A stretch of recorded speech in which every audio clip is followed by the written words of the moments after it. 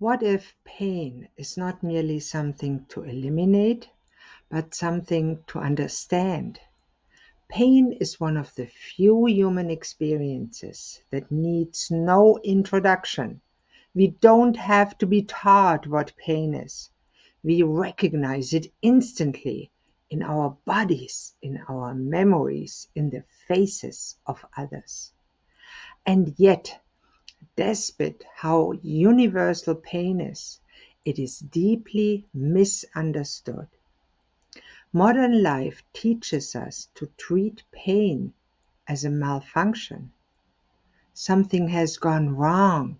Something must be fixed, removed, silenced, preferably quickly, preferably without inconvenience. But history, philosophy, art, and lived human experience tell a more complicated story. Pain is not only a signal, pain is also a story. And stories, when we listen to them carefully, shape who we become. There's an image that has stayed with me since childhood. It's a drawing by the German poet and illustrator Wilhelm Busch. A man sits on the edge of his bed. His shoulders are slumped. His face is twisted in unmistakable agony. Behind him stands a small devil, almost comical in appearance, with pointed ears and a curling tail. And the devil is holding a drill. And that drill is embedded directly into the man's skull. The devil is turning it casually, almost playfully. Underneath the image are only two words: gemeines Schädelweh, a common headache. No diagnosis, no explanation, no reassurance, just truth, delivered with humor sharp enough to pierce denial. Because anyone who has lived with pain recognizes this immediately, right? Pain does not feel abstract. It feels invasive, like something attacking us from the inside. And when it persists, it can feel relentless, like a drill that does not stop turning. Now, for most of human history, pain was not explained anatomically or biochemically.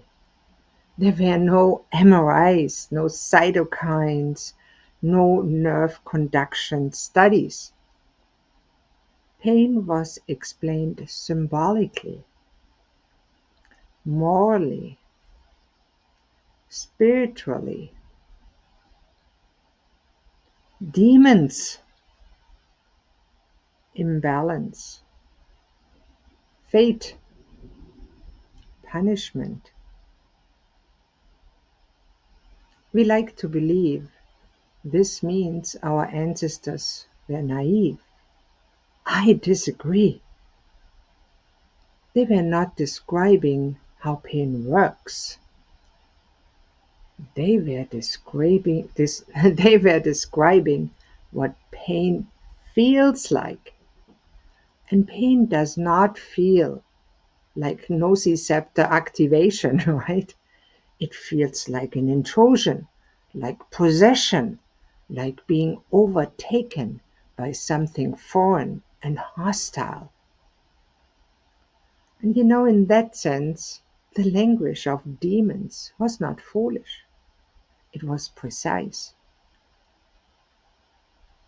Modern medicine excels at explaining mechanisms. and it often struggles with meaning. And pain lives in both realms. Biologically, pain exists for a reason. It protects life. It warns us. It forces us to withdraw from danger, like the hot plate, put your hand back. There are rare people born without the ability to feel pain. This is a severe handicap, and many of them die young. Not because they suffer too much, but because they suffer too little. Pain warns, pain protects, pain teaches. But pain also tells a story. It tells us where we are vulnerable.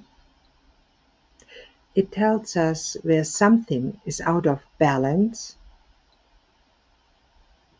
It tells us where life is asking something of us, whether we like it or not.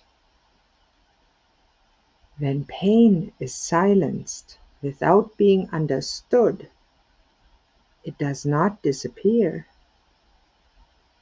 On the contrary, it sometimes becomes chronic. It drills. It drills deeper. Bush's devil does not stab once. He keeps turning. For a long time, pain was theoretically for me. Sometimes I studied as a physician. Sometimes I treated as a medicine person. Something that happened to other people, something that I inflicted sometimes on other people to help them. And then it became my life. Chronic back pain ended my career as a physician. For years I lived disabled. For years I depended on narcotic pain medications. I did what modern medicine often does well. I survived. But surviving is not the same as thriving, as living. And it is very different from what I like to call sparkling. What changed my life was not a single treatment or procedure. Healing began only when I changed direction, learning to move differently, developing rituals, changing how I ate, learning to listen to my body instead of fighting it, working slowly, imperfectly, towards acceptance, not resignation, acceptance. And slowly, not heroically, I healed. And pain did not vanish, but it transformed.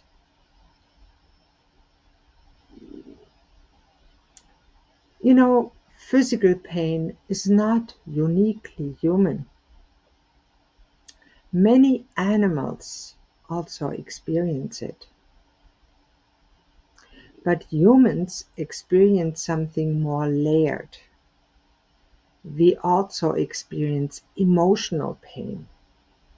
Things like loss, shame, fear, grief, unspoken longing.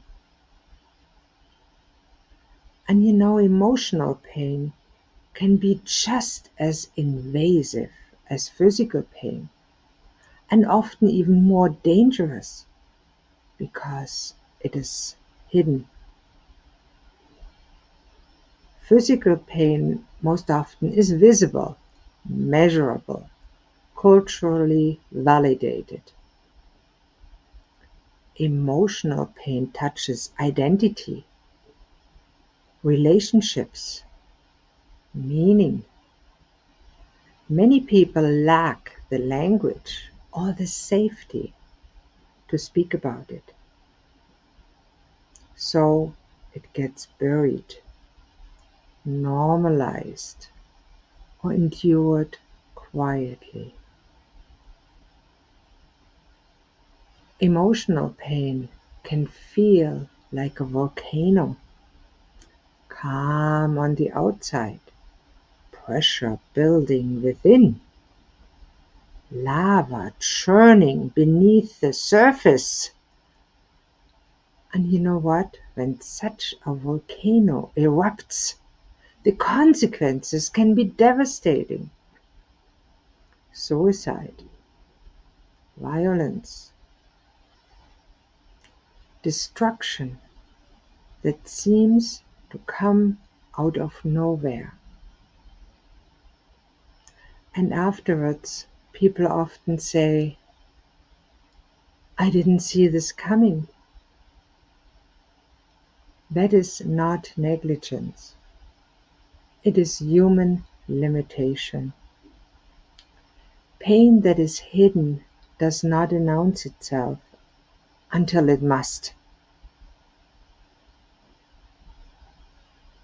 Severe emotional pain led me to 2 suicide attempts.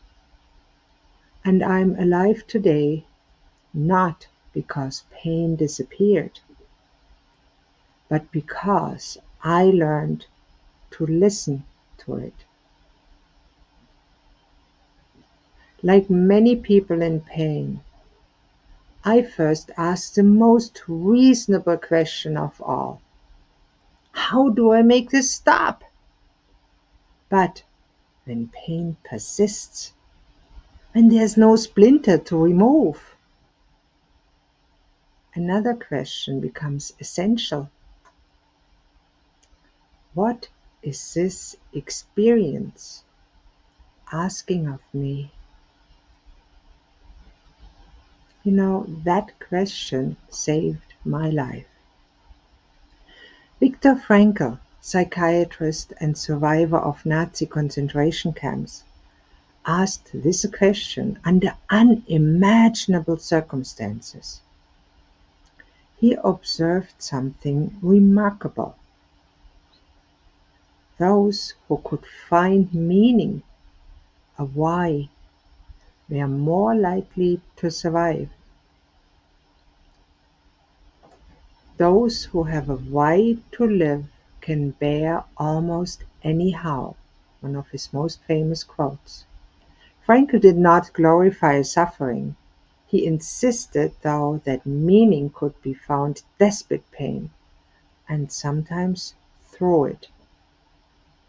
Pain does not negate meaning. Often it reveals it.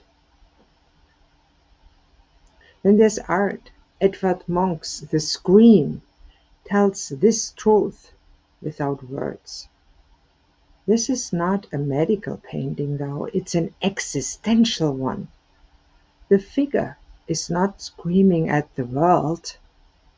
The figure is the scream, an overwhelmed nervous system, a world that has become unbearable. And we recognize this image because we have been there. If not personally, then through someone we love.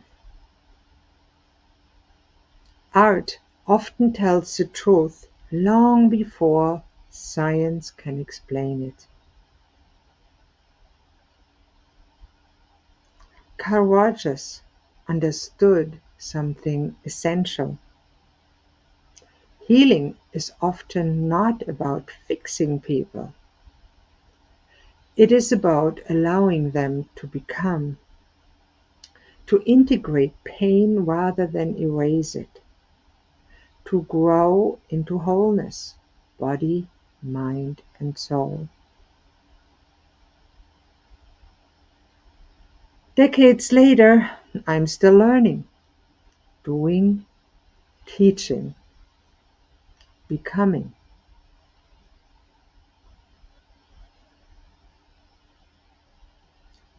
If you are in pain, physical or emotional, hear this clearly.